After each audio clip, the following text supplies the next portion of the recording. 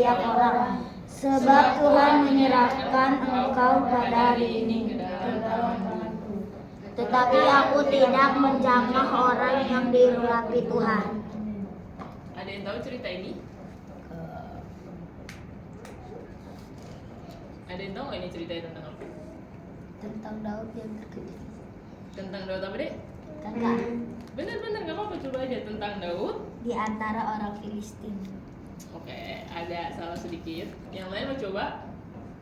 Mama-mama, bapak-bapak? Untuk kedua kalinya Daud membiarkan Saul hidup. Oke, itu benar dan itu adalah judul pasal ya. Tapi terima kasih dia udah mencoba. Bapak-bapak, ibu ada yang pernah dengar ceritanya? Ada yang pernah baca Alkitab? Saya Puji Tuhan ya. Cuma mungkin pas di pasal ini kelengkap ya, jadi mungkin belum baca ya.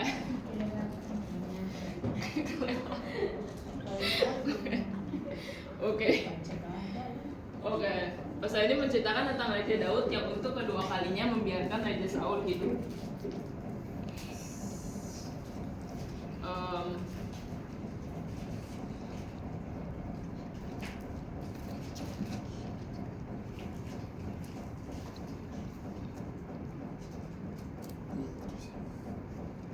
Jadi singkatnya Raja Saul mengejar Raja Daud.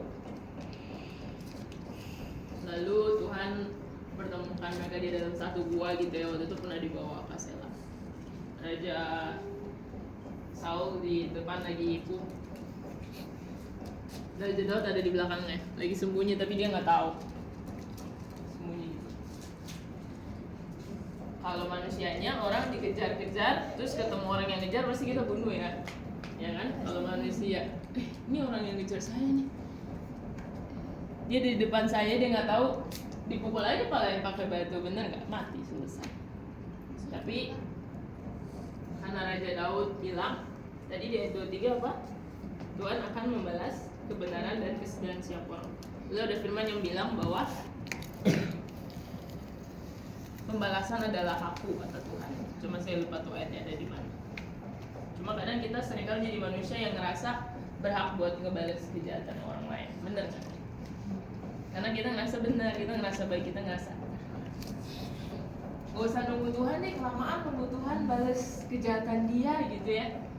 Saya aja langsung Tuhan gitu. Sementara Tuhan bilang pembalasan adalah karena kalau Tuhan yang balas tuh bisa lebih parah loh sebenarnya. Tapi bukan berarti kita mengharapkan orang itu jadi lebih jahat ya. Tapi udah biarin aja Tuhan dengan waktunya dan jangan ambil bagiannya Tuhan.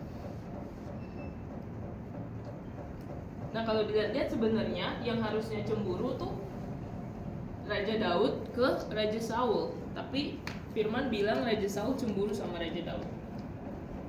Kenapa sih harusnya Raja Daud cemburu sama Saul? Karena satu, kalau dilihat Raja Saul perawakannya itu lebih tinggi dari Raja Daud. Raja Daud kan pendek, Raja Saul tinggi. Seharusnya yang cemburu Raja Daud, benar ya. Terus, tapi hanya karena nyanyian-nyanyian perempuan di Israel yang bilang gini. Jadi waktu itu Raja Daud pergi berperang, terus Raja Daud berhasil menang, terus cewek-cewek nyanyi gini.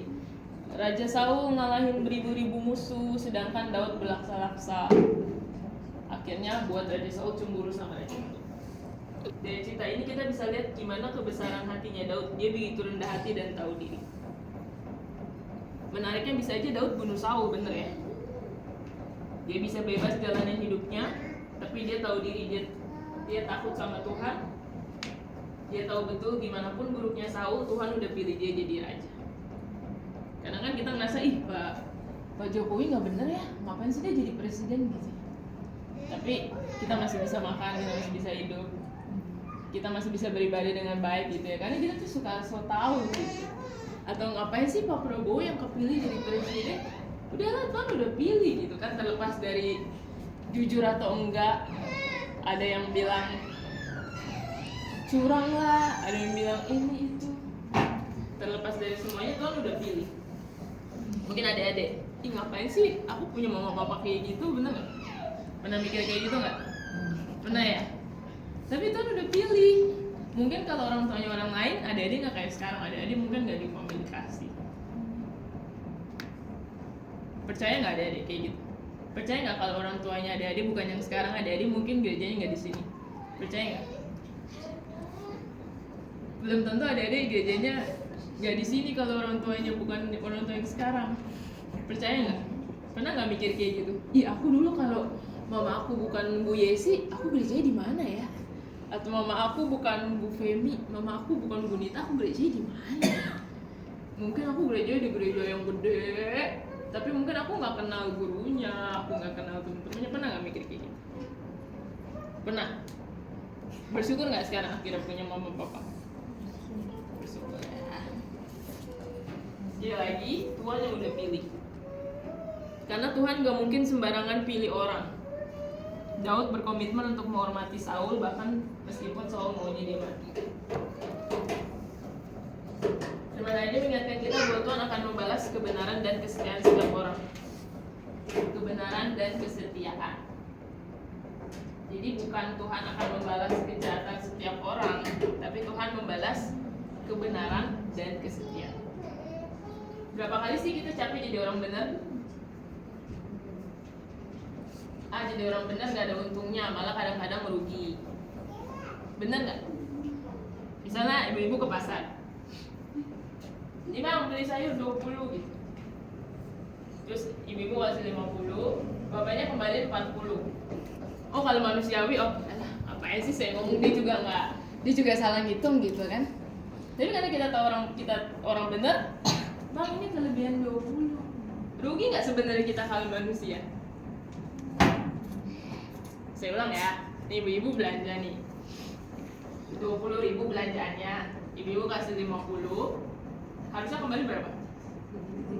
30, tapi abangnya kembali 40 tanpa dia tahu.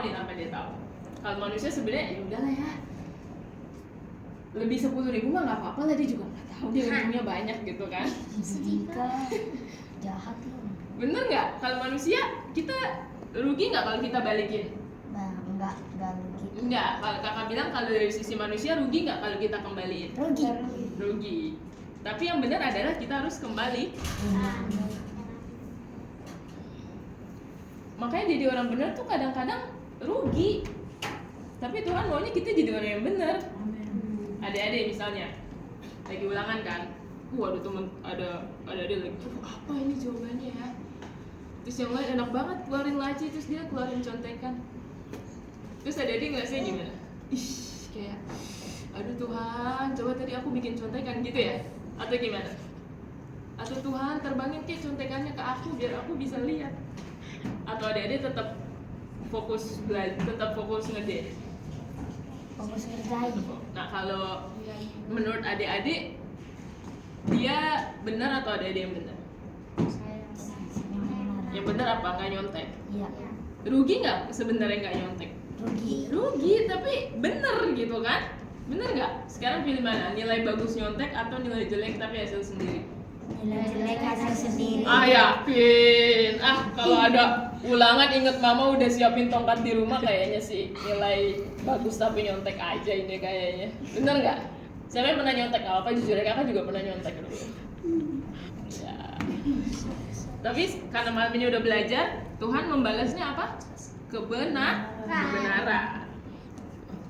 Berapa kali sih kita capek, kita ngeluh jadi orang yang setia beribadah di rumah Tuhan.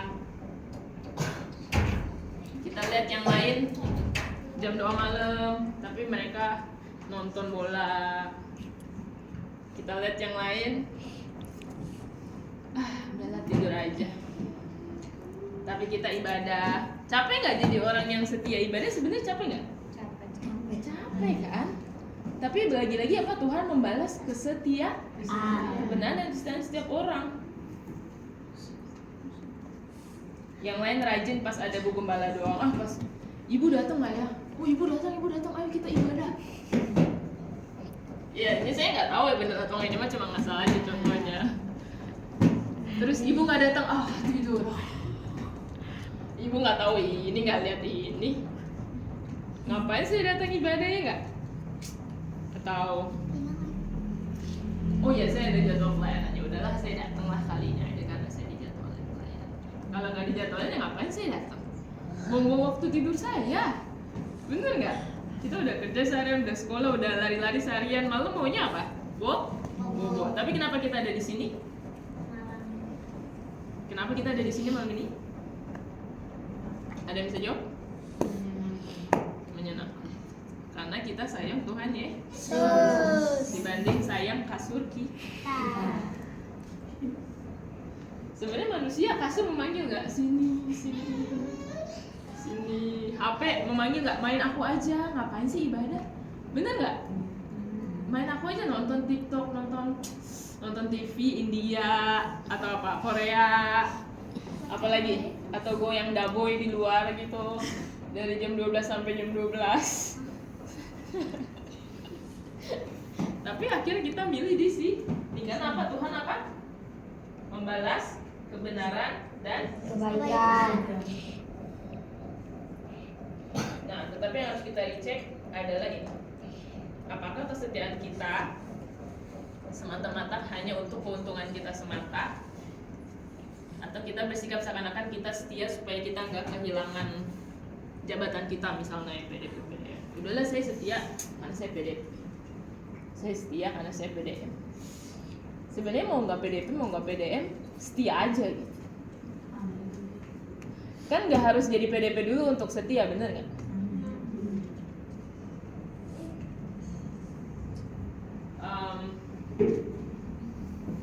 Udahlah saya lagi nggak ada kerjaan, udahlah saya doa malam aja lah, menemuin bangku di gereja.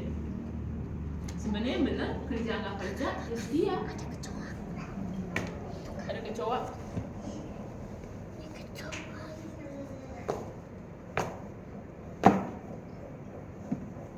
Oh, nggak.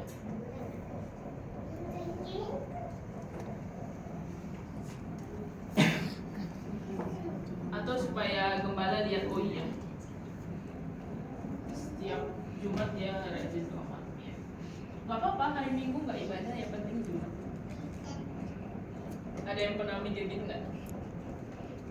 Saya Minggu nggak ibadah, yang penting Jumat. Jadi hari Minggunya ya hari Jumat. Sebenarnya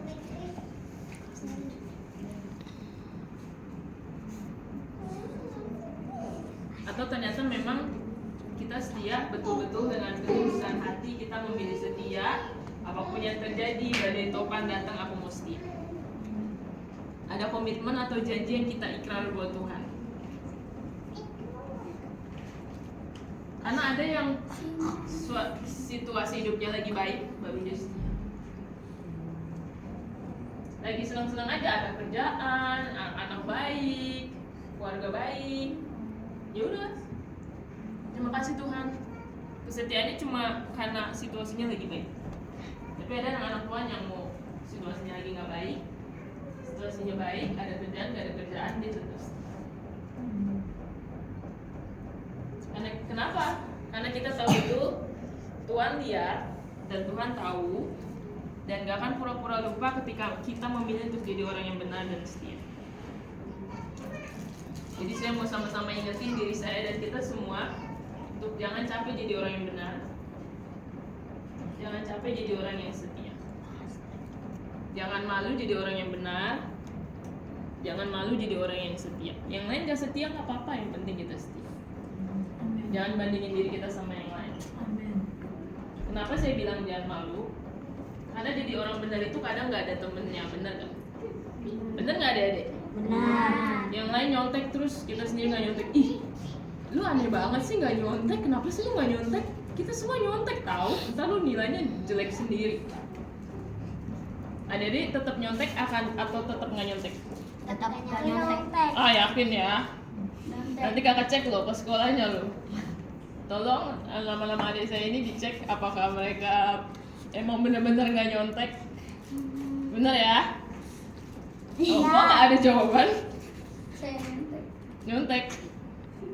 Nyontek itu enak atau enggak? Enggak. Ah? Siapa bilang enggak? Ulangan bisa lebih cepat selesai, bener nggak? Yang lain masih pusing. Kita bisa, Pak, ini Pak, udah selesai. Karena jadi orang benar kadang-kadang nggak ada temennya, betul nggak ibu bapak-bapak? Tapi sekali lagi, jangan mau jadi orang benar dan setia. Percayalah kita nggak akan merasa rugi kalau kita memilih menjadi orang benar dan orang setia. Daud tahu betul waktu dia nggak salah ambil keputusan waktu dia komitmen untuk menghargai Saul apapun situasinya. Amin buat firman Tuhan. Dan apa sekali lagi Tuhan akan membalas kebaikan, kebenaran dan kesetiaan. Ada yang mau sharing?